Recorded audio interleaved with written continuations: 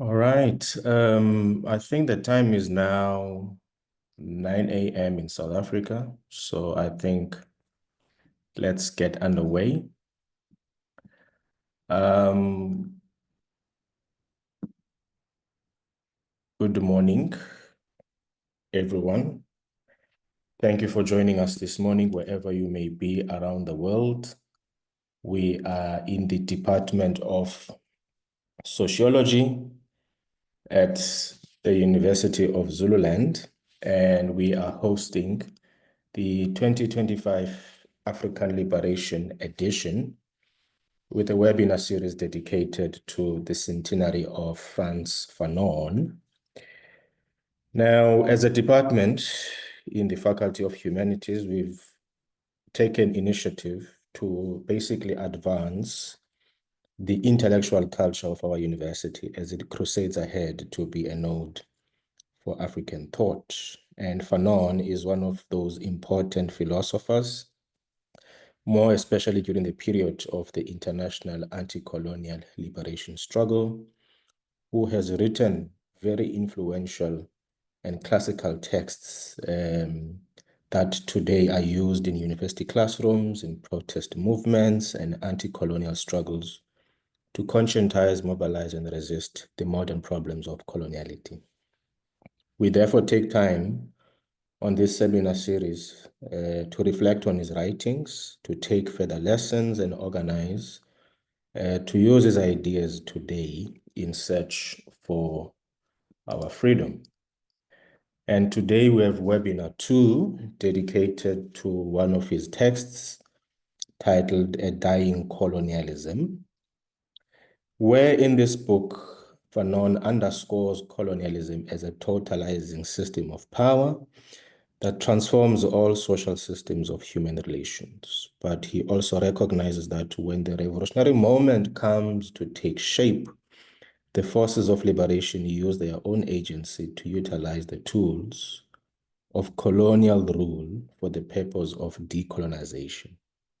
There are many themes in the book that Fanon touches on, such as the swelling of communication mediums for popular conscientization, the unity of the oppressed, men and women in the Algerian family for a common cause, the rejection of colonial health system for sovereign indigenous systems, basically a total negation of the colonial administration for a people's political struggle for independence. But I've got a panel here with me of 3 speakers. I'm only a facilitator. I'm definitely not here to listen to me. I've got Professor Nelson Maldonado-Torres, who is a professor of philosophy at the University of Connecticut and a senior associate of Black House Collective in Soweto, but also a co-chair of the Frantz Fanon Foundation. 2, we have Dr. Mofokeng, who is a senior lecturer in development studies in the Department of Anthropology and Development Studies at the University of Zululand. His research focus is on decolonial scholarship and the politics of higher education. Number 3, we have Dr. Nombulelo Shange, who is a senior lecturer at the University of the Free State, where she obtained a PhD in anthropology recently. So congratulations to you, Dr. Shange. And her research focus is on indigenous knowledge systems, African indigenous churches, environmental justice, gender, and race discourse. Now, for those who are familiar with our platform, you all know we'll only be here for 1 hour, starting now all the way up to 10 o'clock, where the system will cut us off. So we will definitely have a critical discussion on the book during that period we have been given. We run our conversations over 1 hour because that is a lecture slot for our students this morning, and I'm glad they are also here who have joined us. So we're going to have opening and critical remarks to start off from any of our 3 speakers on the panel.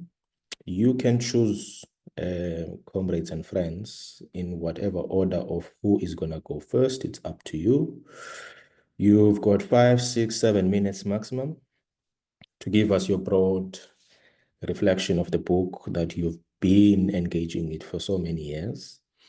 And then afterwards, I will go to the book to read a section where we will have a reflection on that section once more in 4 minutes each.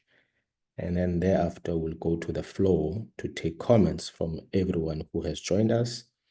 But you're also welcome to type your questions and comments on our chat box right here.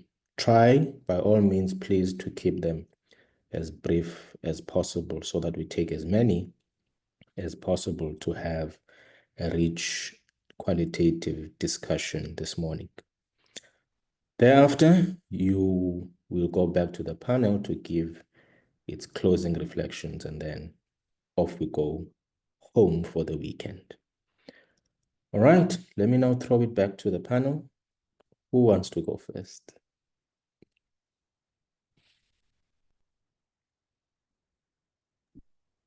I have something to say about the title. So maybe if I own the only one, maybe I could start with that.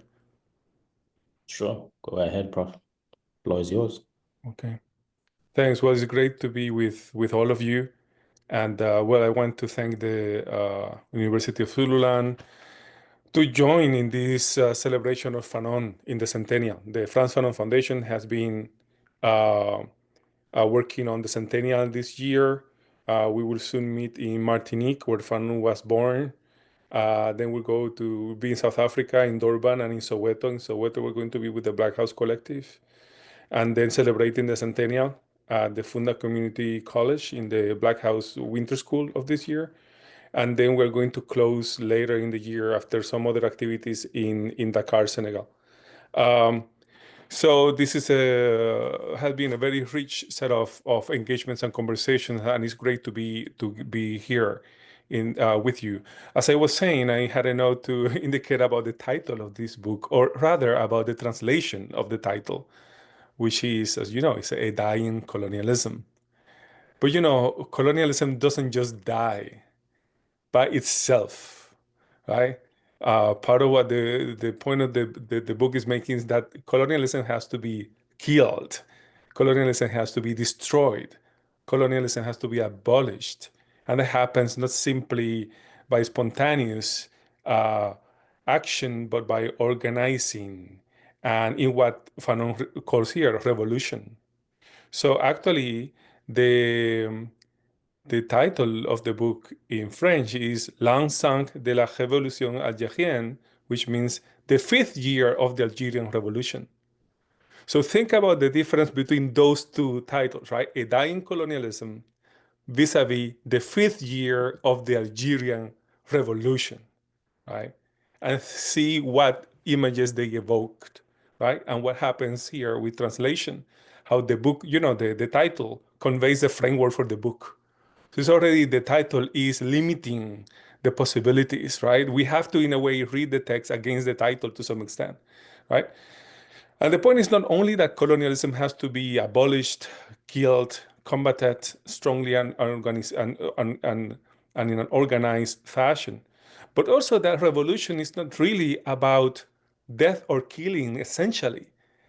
It's about birth. It's about birthing something new, right? That's what the entire book is about, the new human being, the new forms of consciousness and new attitudes that emerged in the process whereby human beings joined to combat the colonialism, joined in the revolution. So it's about the new. And so the message is that also decolonization is not simply a return to the past, but it's actually the construction of something new. It's not something either that intellectuals can frame, and can frame and propose as if you can prescribe it from a point that is separate from the struggle. No, decolonization really happens in the struggle itself as new human relationships get established, right? And new forms of awareness. But besides that, I wanted to, when I was coming back to this book, it took me to an episode in early 2016 when I was in South Africa. So I thought I would share this short anecdote, which is this was at the height of Feast Must Fall in 2016, and I was invited to the University of Johannesburg, and I was going to talk about race and religion and so on. I was not talking about Fanon that day, focusing on that. It was, I think, the Department of Religion that invited me. But in that meeting, none other than George Bezos shows up to my talk, and we are introduced at the beginning of the talk, and then and he immediately asked me the following question. You know, he was really curious, really interested to know, and he was asking me why are the students reading Fanon? I don't understand why the students are reading Fanon today, because Fanon, he wrote in the context of French colonialism, right? In North Africa, French colonialism. We are here in South Africa, and this is no longer colonialism. This is a republic, a democratic republic, right? So he was really, and we only had like 2 minutes before I had to start the talk, so we could not get into it. I was taken aback. I was kind of surprised about that question, although I appreciated the honesty. But then I have to give my talk. The interesting thing is at the end, he actually raised his hand and made these comments in public. And of course, I did not have to answer. The students were already raising their hands to answer him before the meeting was over. I remember one of the lines, one of the students saying there's not a single revolutionary line in the South African Constitution, and Fanon is relevant. I mean, you can imagine this was 2016. It can happen today. But then, when you go back to this book, it's very interesting in light of this, because Fanon actually in the introduction to the fifth year of the Algerian Revolution, this book, he says that explicitly that he finds South African colonialism an homologue, very similar to the Mm. colonialism of the French in Algeria. So he explicitly brings up the relationship between both.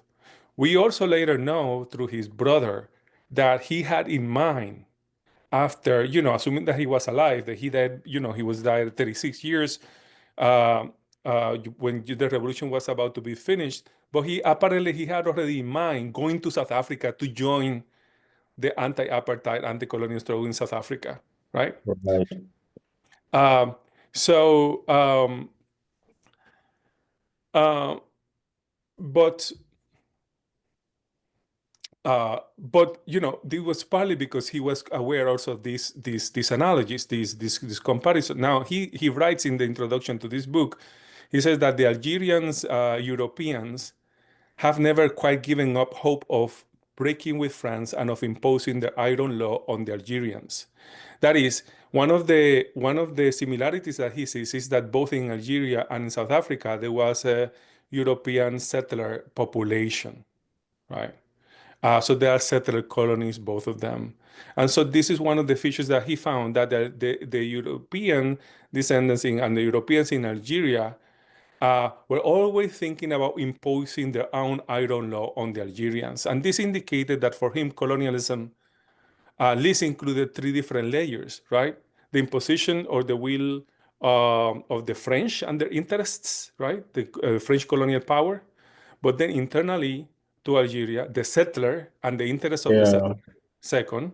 And third, the native collaborators and emerging bourgeoisie in that Yeah. in that space. And the three together, right, form with differences, but also with some alignment between the three and tensions, uh, kind of constituted a multi-layer colonial force, which of course makes clear that decolonization is much more complex than simply becoming independent, right? That the Yeah. revolution has to aspire to something more than that.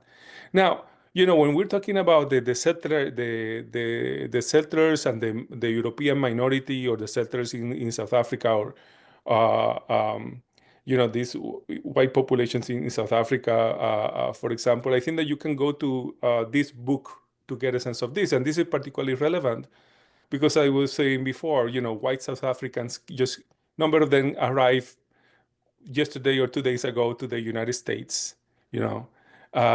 And this, you have an interesting situation now in the 21st century, another episode in the drama of white settler consciousness when they are adopted by another white settler society, right? And you have this white settler brotherhood and sisterhood across the Atlantic joining forces. And here in the US, of course, the Make America Great Again also expresses a similar project of restoring the basis of white supremacy. So, Sure. Fanon was talking about these elements in this book. I said, making Fanon's work more than relevant. And of course, we can go to different chapters to see how he described the agency of the colonized, and we should do that. But I wanted to call attention to his critical analysis of the settlers, right? Because it's so relevant today. And the final chapter of the book is on the so-called European minority, right? It's on the settlers themselves. And so he even includes an appendix in this book, which is the narrative of an Algerian of European descent, where this subject describes the process of transformation from conceiving himself as European and distinct from the Algerian to becoming part of the revolution, right? And that's the challenge I think that remains relevant today in South Africa and in the US, to the white population, to the white minority in South Africa, to the white majority in the US.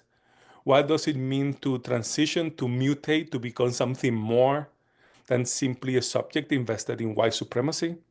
And that the solution to that is not simply to adopt liberalism. We find also in this book a critique of the white liberal position, just like you find in South Africa in Biko, right? Yeah. That the liberal position, that's why you have George Bezos asking me this about Fanon and not knowing really about what decolonization is.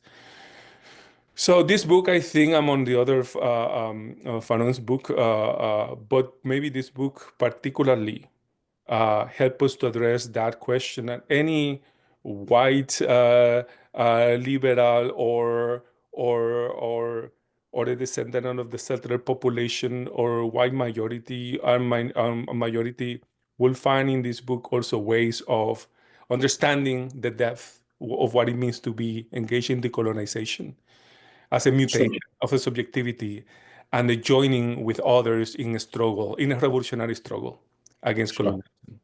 So I leave it there. Sure. Thank you so much, Prof. Maldonado-Torres, for those comprehensive opening remarks. Powerful indeed. And I'll move straight to Dr. Shange and Dr. Mofokeng. Any of the two of you can go in. And I think once the two of you colleagues are done, I want to immediately go to the floor for comments and questions given the time, and then I'll read the segment later on before we close off. So yeah, Dr. Shange, Dr. Mofokeng. Sure. So Okay. I'm happy to share. Oh, okay. Okay, cool. So thanks for the invite, Doc. Thanks to the Department of Sociology for arranging this. And yeah, Prof is bringing up a couple of important thoughts, and I pulled out a couple of quotations here that really stood out for me. Primarily from the beginnings of this book, because I think it sets such a beautiful scene for what comes next. In the 5th year of the Algerian War, Fanon here makes, I think, a really important summary that I think captures sort of the spirit of the book. He says, the power of the Algerian Revolution henceforth resides in the radical mutation that the Algerian has undergone. So introducing this idea of this constant flux that we see, this constant movement that we see in the book, where both the colonized and the colonizer are changing, but they're kind of changing in different ways. And what sustains the Algerian Revolution is the level to which he has changed. You see in the preface and in the introduction of the book quite a bit coming up about how it took the arms in the struggle were not the primary weapon. It was the attitude of the Algerian and the everyday Algerian, not the military Algerian or the person in the army, to sustain this revolution. And I think that becomes a really important, a really key theme, looking at the everydayness, you know, the everyday life of what it looks like to be in the struggle that Fanon is imagining. And it just invited me to be thinking about how this is happening now, how this can be sustained, and in fact, how this can be built further. You know, Prof. Mamdani a couple of years ago at UCT gave a talk that one of my colleagues introduced, shared with me. And in this talk, there was a question about how do we sustain the gains, or how do we protect the gains of Peace Must Fall? This was just at the height of Peace Must Fall, or just after. And I think this book, you know, speaks so much about how one needs to embody this attitude of this decolonial attitude, because looking to have it outside is one thing, but to sustain it meaningfully is something that happens internally. And so I think, you know, Fanon's move between the social and the individual and everyone else around becomes then really, really important. Yesterday, I thought, man, this book was published so close to Ghana's independence. So I thought, let me look if there's anything there that happened, anything key. So when Prof. Torres brings up Fanon having imagined coming to South Africa, it made so much sense because on the Ghanaian embassy, it actually says one of the key, or rather on the Algerian embassy, it says one of the key countries that they acknowledge there is Algeria, because Fanon, I mean, sorry, is Ghana. The Algerian embassy acknowledges Ghana and holds them in quite high regard, because that's one of the countries that really assisted them during this revolution that they were going through. You know, Ghana fighting for its own independence and ultimately getting it just before Algeria. So I think that was quite key. And another one that stood out for me was from the preface by Adolfo Gili. I hope I'm not butchering his surname there. He says this, if I could just read this, please. He says, revolution is mankind's way of life today. This is the age of revolution. The age of indifference is gone forever. But the latter age paved the way for today, for the great masses of mankind, while still suffering the greatest oppression and the greatest affronts to their dignity as human beings, never ceased to resist, to fight as well as they could, and to live in combat. You know, this just said something quite key to me, is from the viewpoint of it's not just about gaining the revolution, or rather gaining that independence or gaining that state of being decolonized, but it's going to take just as much work to keep that state, because you know, the US is showing us an empire that is dying will always fight back, which is also a key theme in this book. The French Empire, as it was dying, was always fighting back. So I think for me, those were some of those key areas in how the book is introduced. And just to think about how this is playing out in South Africa, you know, decolonization is so much a space where it's this intellectual space. It's in the academy. It's in the academy that it's spoken about, and you know how modernization is able to just adapt this thing, make it its own. So you have decolonization that is no longer even really decolonization. It's serving the university, the modern university, as freely as that university wants to.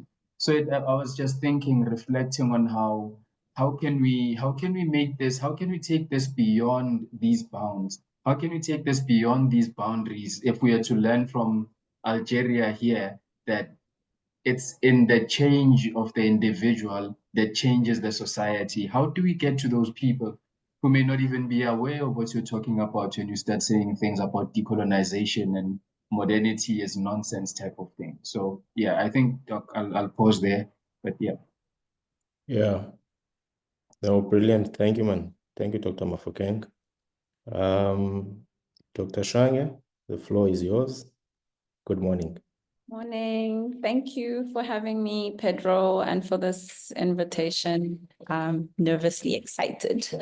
I might have to leave a little bit early because I double booked myself today. But yeah. So there was so much to go through, and I haven't read this book, I think, since my own uni years. I do teach Fanon's Black Skins, White Moss, and Wretched of the Earth here and there, but this particular text I haven't looked at in a while. And of course, while I was preparing, I panicked because I was realizing 7 minutes is not enough.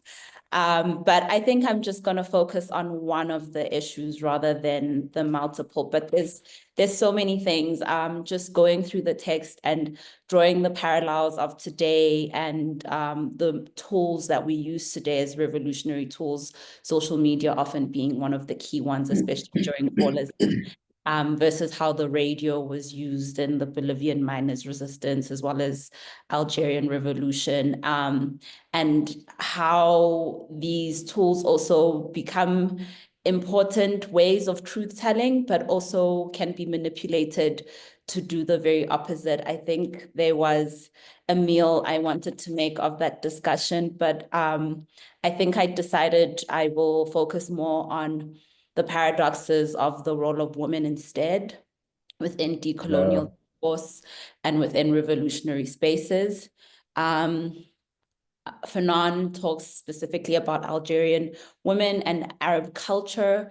I don't want to focus too much on the nitty-gritties, partly because of time, but also because I understand my positionality, not being an Arab woman. I don't want to misrepresent certain cultural things. But that being said, the parallels between how women are presented and portrayed in the book and how women are portrayed and presented in different decolonial spaces in South Africa in particular are quite clear and quite strong. I think it's interesting how women are both centered and excluded sometimes in revolutionary discourse. Fanon does this in this kind of beautiful, poetic, almost ceremonious and ritualistic way in how he describes the role of the Algerian woman and the Arab woman being so akin to culture as well, and that importance when it comes to their revolutionary contribution and efforts. But also at the same time, the use of the generic man throughout the rest of the text is something that's also to be kind of highlighted in ensuring that paradox or that contradiction where women are both centered but also excluded. And this is a term that feminist scholars like Judith Butler, Phumla Gola locally often use when they are making sense of specifically language and how language is used in some of these revolutionary texts where colonialism is happening to the Black man must fight, the Black man must be freed of these shackles and all of that. And it creates a lot of confusion and ambiguity for women who are in the space, either as activists, scholars, whatever it may be. Because the burden becomes placed on us to have to try and figure out when this term is being used in generic ways to mean people or to mean the masses, and when it's specifically being directed at men must lead or men must do A, B, and C.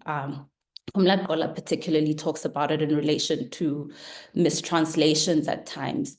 As much as African languages, and specifically, maybe let me not generalize, Xhosa and Zulu, because that's the context that she was writing under, do have gendered ideas. They're not quite as prominent as in English. So she makes even the illustration when it comes, for instance, to the famous Black consciousness slogan, Black man, you are on your own. And she says, arguably, when, the Black consciousness activists were envisioning or thinking up a slogan such as this, they might have had Xhosa ideologies and slogans in mind. And when you're translating this into Xhosa directly, it's Mntomnyama Umewedo, which has no gendered context. It just talks about Black person, or you are on your own and you stand on your own. But the translation, unfortunately, has to happen because this work has to be disseminated across different contexts. And also because a lot of the scholars that Biko and Fanon themselves would have been influenced and informed by would have used similar generic man kind of writing and context.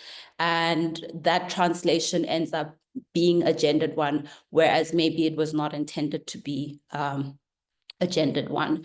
And so I think this exclusion goes beyond just language, right? It carries great significance and symbolism, especially when we look at the South African context today, but arguably the global context as a whole, in terms of how women are excluded. Again, this is not a new thing. We've seen this in ANC's early history, where the full participation of women was not allowed. And sadly, even today, one of the reasons or one of the challenges of movements such as Fees Must Fall was the lack of representation of women, and in fact, that revolutionary space at time even becoming a violent space form. And so this isn't just language and semantics, it's symbolism. When you are communicating even to a young child and you communicate in gendered ways, and men are portrayed as more powerful and more significant, and women are brought in as an afterthought, it sends a certain type of message to that person. I think the symbolism also, bring it back to Fanon's text of portraying Arab women in these powerful, culturally significant and important ways, is got this contradiction where symbolically they become very significant, but they also become almost like these pretty ornaments that should be just kind of observed and protected from a distance, but aren't necessarily themselves allowed full active participation. And I think I even have a problem with that phrasing, to call myself out a little bit, that you have to allow women to be in certain spaces, whereas some of these things are natural progressions for us. And so I think these are the discussions that we have to have internally, because Dr. Newa spoke a little bit about the dying empire in relation to America. But I'm arguing that with the death of the empire, there's also destruction to the revolutionary space as well. And that if we want to make sure that we don't die along with the empire, we need to start having these internal reflections within our revolutionary spaces. Thank you. Brilliant. Thank you so much, Dr. Shange, for those rich and critical comments that you've provided up front. Dr. Shange has a class that starts at 9:45, so I really appreciate you, Doc, still making time to join us this morning. I just want to go to comments from anyone on the floor. You are also welcome to type out your thoughts on the chat box. I want you, Dr. Shange, necessarily to receive the conversation from the floor before you leave us shortly. Nsofa, the floor is yours. Yeah, good morning, colleagues, and thank you so much, Dr. Petro, for organizing this event. And I must be biased on this one. Thanks to Maldonado-Torres. Thank you for accepting the invitation. I want to brag. Dr. Mzileni is my supervisor for my PhD. And I want to also comment Dr. Shange's closing remark, the caution of not dying with the empire. Mine, actually, I don't know how will it be received as a question or as a comment, but I want to match the first remarks made by Prof. Maldonado-Torres. Colonialism does not die by itself. It must be abolished, it must be killed, and that it must be done through organization or organizing. And also it also speaks about the question of birthing of something new. And the second remarks made, which was emphasis on the embodiment of the attitudes of the ordinary people, which sustained the revolution in Algeria. In the context of South Africa, perhaps as a form of guide, how can we, especially the young emerging academics and the youth in general, understand this process of birthing of new something, which then should be done through that embodiment of this decolonial attitude? How can we transcend the existing attitude that we've embodied of cowardice, of fear, of reluctancy when you have to engage this process of organizing ourselves in the process of abolishing colonialism, of killing colonialism in our context. I'm saying this as a very concern, because when you tend to engage in such kind of discussions, you sense as sensibilities that overcrowd us, and we tend to be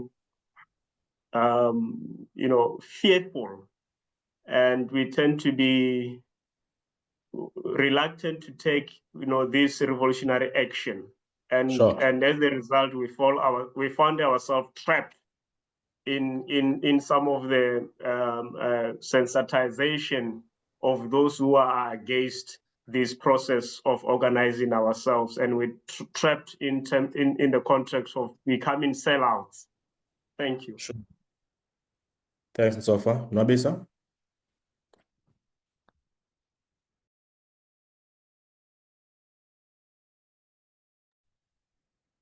Nwabisa Sigaba, you may unmute.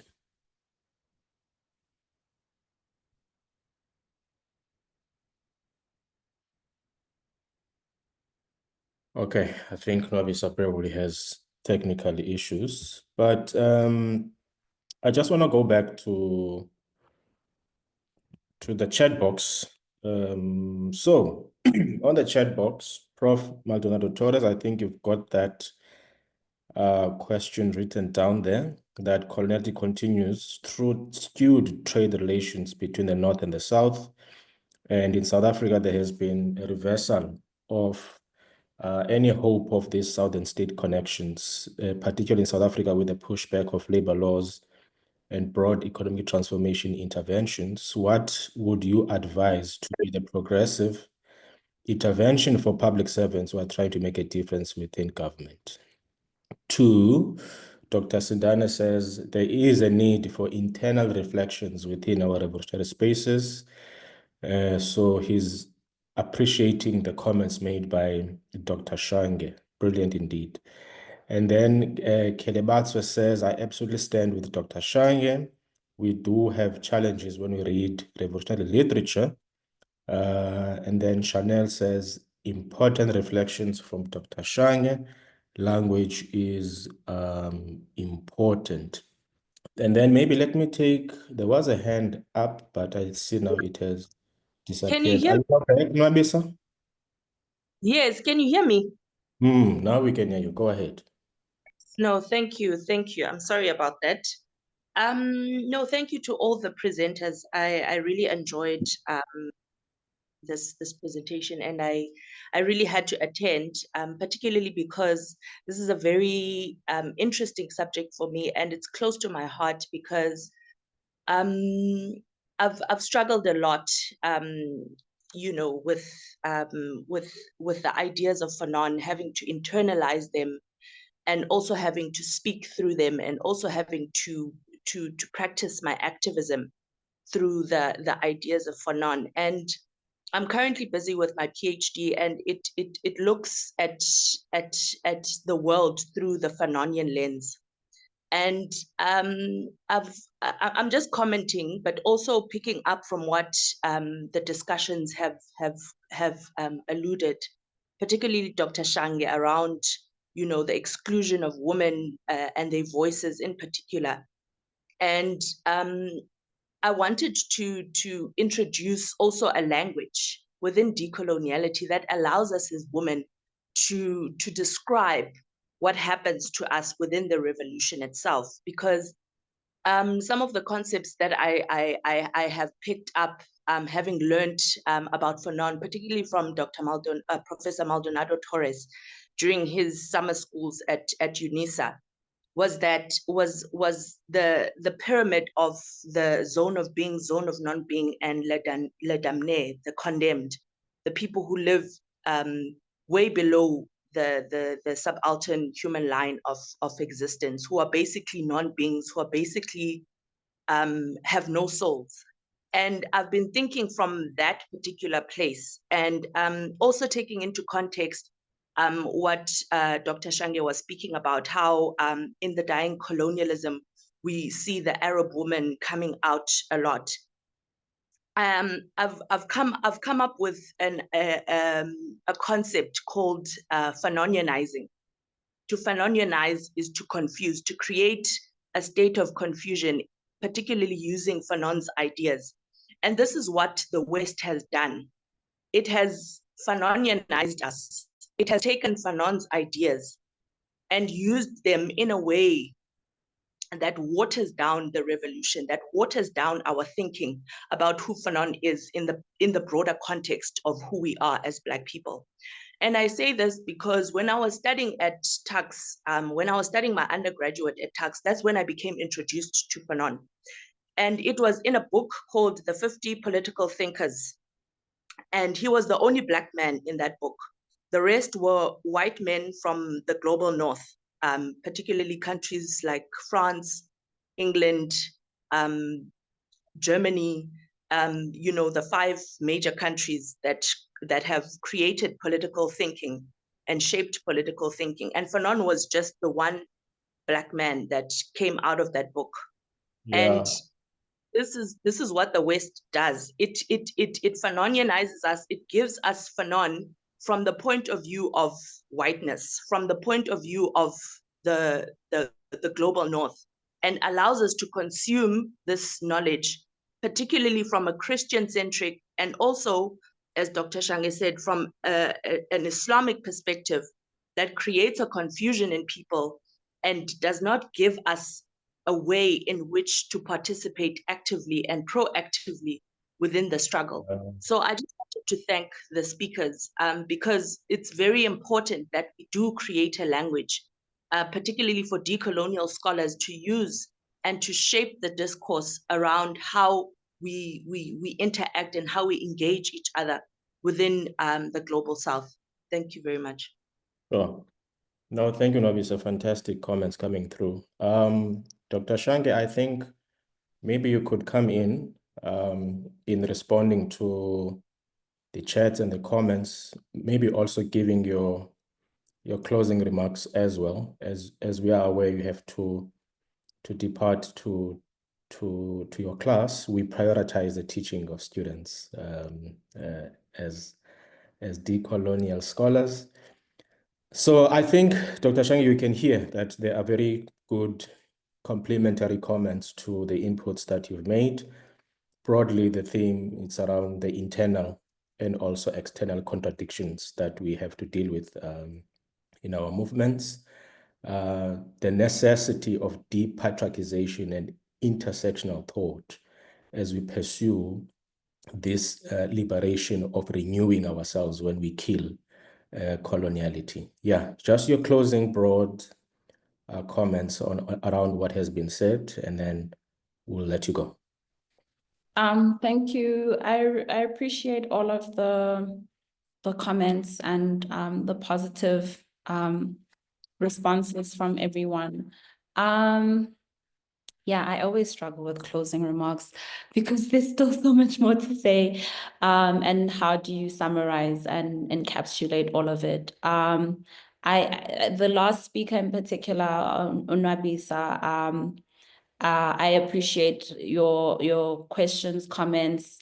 I think you've kind of hit the nail on the head, and you've articulated a lot of it. I think we need to start interrogating these terms in more than just the Western lens. That was partly why I kind of brought in the South African perspective and brought in the discussion, particularly in relation to language. I don't think it's language alone that makes men center themselves in engagements, be it in revolutionary spaces or outside of revolutionary spaces.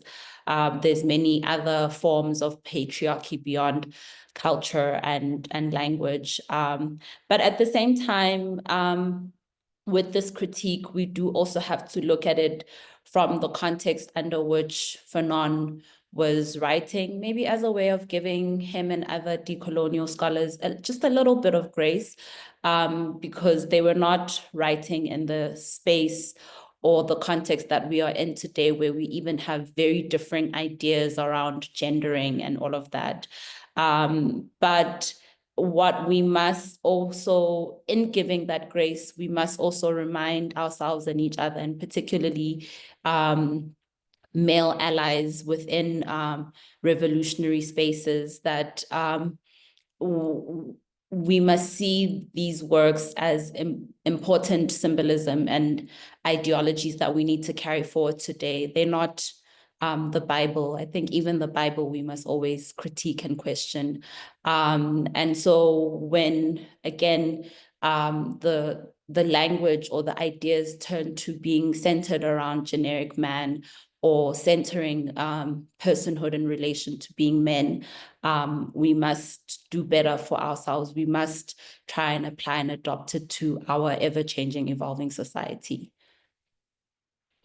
Thank you. I'm going to... Beautiful. Thank you so much, Dr. Shange.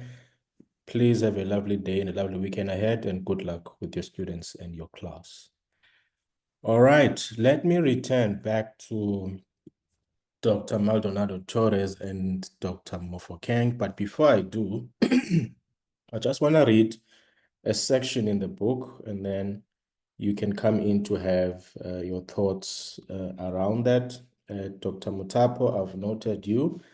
I've also noted the two comments in the chat box. I'll return to them shortly, I promise. So let me read. In this book, Fanon, specifically on the 4th chapter titled Medicine and Colonialism, where Fanon talks about the condescending European doctor that treats the native patient, talking to the native patient like a child, where France, which is empire, believes it's helping natives by bringing settler doctors to treat conditions created by the colonial process, and how much the natives mistrusts and hates this process of dehumanization and erasure. And this part is connected to the introduction, where Fanon says, liberation, therefore, does not come as a gift from anybody. It is seized by the masses, or seized by the masses with their own hands, and by seizing it by themselves, they themselves are transformed. Confidence in their own strength soars, and they turn their energy and their experience to the tasks of building, governing, and deciding their own lives for themselves. I want to focus specifically on the part where he says, by seizing it, they themselves are transformed,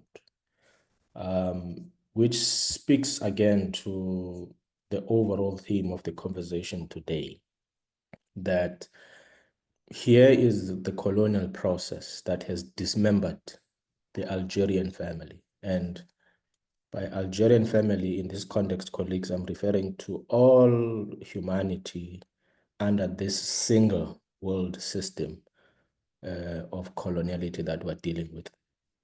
All colonized in the colonies, who have been dismembered, who have been gendered, you know, who have been racialized, who have been pushed down to being cheap labor.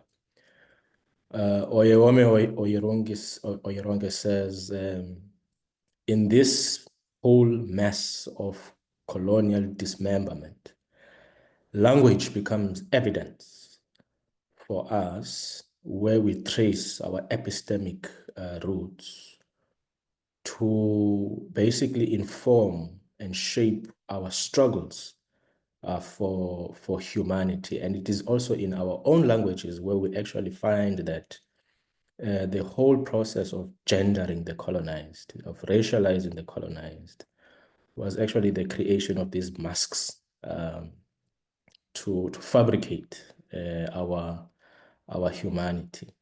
So I just want to hear your thoughts on this, rebirth, the transformation of us as we are seeking our freedom, as we are destroying colonization. What are your thoughts around this part that Fanon speaks on, and also all its connections with all the other scholars that we have mentioned today? Any of you can go ahead. Yeah, sure. So I think that's a really interesting portion that you just pulled out from, or quote that you just pulled out from the book, where the doctor is characterized as treating this man as a child, or talking to him as a child. And it's just there's a sense in which colonialism infantilizes whomever it takes over. It captures your imagination. It treats you as its own baby. You abide by its rules, and it sees itself as so powerful that it can come and do that in your own space.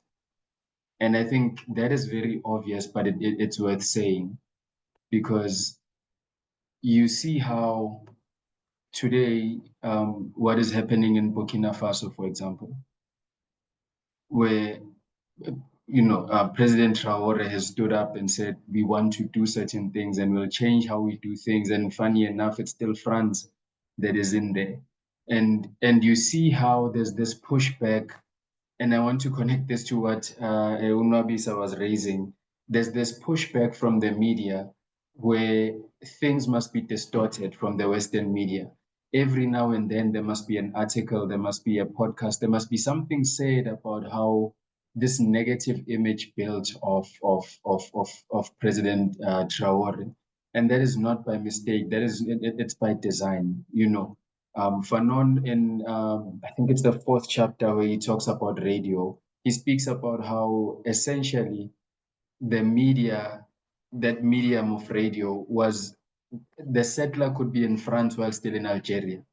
And so the narrative of what is happening in Algeria could actually be controlled in France to influence what the settler thinks, And so in that sense, there's this sense of how they feel that they can instruct how you behave. I'm looking at now how our president, I don't know how exactly to characterize this in a very polite way, but he's going to the US to negotiate, right? And again, his equals don't do that. President Trump's equals are not doing that. They're not negotiating the same way that Africa is going there to submit itself, if I can put it that way, the way that Ukraine went there to submit itself to him. And so there's this sense in which this picture painted of this doctor and this man that he's treating is kind of an extension, or rather a smaller focus of how this society organizes itself under this colonial rule. And yeah, maybe let me stop talking there. Lovely. Thank you so much, Dr. Mofokeng. Prof. Nelson Maldonado-Torres, let me return back to you. I think you've had the whole conversation. Let me give you the platform to give your overall thoughts and closing remarks. Yes, thank you. And for the comments and questions and other contributions, I think as a closing remark, I will highlight that Fanon was a medical doctor. That's what he was really concerned and knowledgeable about health and healing, recovering. But also he was a philosopher, and some of you have called him a scholar. However, when he's writing here, I think that what we particularly already, all his books, but particularly this book, Wretched of the Earth and Toward the African Revolution, are texts written much more than simply a medical doctor or a scholar is a combatant, is a co-combatant in the struggle, in the revolution. And I think we cannot lose sight from that. Because sometimes when we're talking about decoloniality and decolonization and revolution, we're doing it as scholars in the university. That's why we keep coming back to the notion of decolonial scholars. And I think talking about language, I think that some of the categories that we should interrogate include decolonial studies and decolonial scholars. Because already there may be an operation of, I would not call it necessarily Fanonization, as our colleague was suggesting, or Fanonization, but a kind of academizing of Fanon and academizing of decolonization. And we can get certain expertise in discourses of transformation and revolution. But what Fanon is saying here is that you cannot really, you have to be part of the process itself. And the process is not simply anchored within the institution that is the university or the area that is sociology or philosophy, right? He's talking about revolution in two ways, and I finish with that. One is he was part of a front, liberation front, organization of militants, right, that come together with a particular objective. And so that goes across different institutions in society. But more importantly, as also is brought up in the preface to this book, that the revolution involves everyone in that society. That's why he's talking about children and the elderly and women, everyone in society playing a role. And that's how I think that's the first lesson and the main lesson about combative decoloniality. The combat is everywhere. And so if so, then are we the colonial scholars or are we the colonial thinkers who, among other things, can use scholarship as our tool set? But the colonial thinking goes well beyond the academy or simply the tools of scholarship. Beautiful. Thank you so much to our panel this morning. All your comments are highly appreciated. The book for our students, we've added copies in the library as the sociology department. Please go and grab it, Kwadlangezwa. And I want to appreciate Prof. Maldonado-Torres for joining us at 3 a.m. in the US, and also Dr. Mofokeng at 9 a.m. in Zululand, South Africa, and Dr. Shange before your class in Bloemfontein at the University of the Free State. And everyone in the room who joined us, wherever you are around the world, Siyabulela and Kakhulu. The announcement I want to make, it's only two of them. One, the seminar series continues, friends and comrades. We will meet again next week, Thursday, at 9 a.m. We will be looking at Fanon's book, Toward an African Revolution. We will have Dr. Bongani Nyoga for that conversation. We will also have, wait, let me go open now my panel. I'm just misplaced my notes here. Yes, we will have Dr. Bongani Nyoka from the University of Fort Hare. We'll have Professor Nokuthula Hlabangane from the University of South Africa. And then we'll have Litswanelo Zwane from the University of the Western Cape to review that book next week, Thursday. That will be the 22nd of May, 2025. Please do come join us on the same link.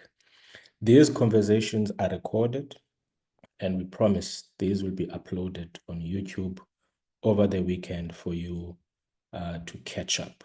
I'm very sorry we couldn't get to all the comments that have been placed there, but I promise we have recorded all of them.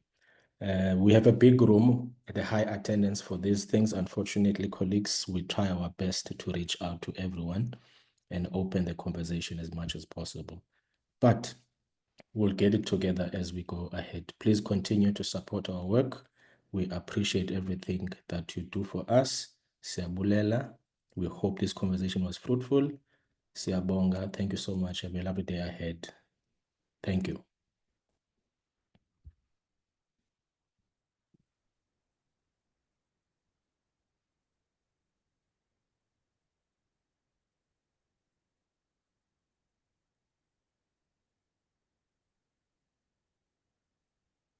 Thank you, everybody. Hope to see you soon in South Africa. Going to be No, there definitely. end of July and early August. Take good care. And thank you, Pedro, for the invitation. Glad that you are there and looking forward to other collaborations in the future. No, definitely. Definitely. Thank you so much, Prof. Take care. We'll keep in touch.